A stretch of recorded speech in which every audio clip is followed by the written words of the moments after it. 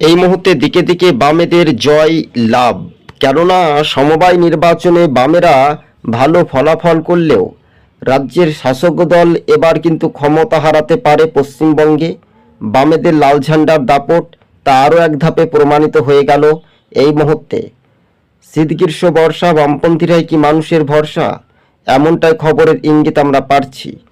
আপনার স্ক্রিনের সাহায্যে ছবিতে দেখতেই পাচ্ছেন মীনাক্ষী মুখার্জি সহ বাম নেত্রী এবং বাম যুবদের যে ঢল।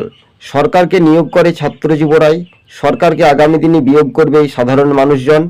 সিঙ্গুর থেকে শালবনী ক্ষেত মজুরির কান্না শুনি, বামেদের এই স্লোগান সোশ্যাল মিডিয়ায় কার্যত ভাইরাল হয়েছিল। আপনারা দেখছেন 26 টিভি। আমাদের ইউটিউব চ্যানেলটি ভালো লাগলে সাবস্ক্রাইব করে সঙ্গে থাকবেন।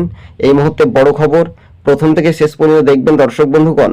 রাজ্য রাজনীতিতেই ধৈর্য ধরলে সবুরে মাওয়া ফলবে, এমনটাই বলছেন সিপিআইএমের নিচুতলার কর্মী থেকে রাজনৈতিক মহল।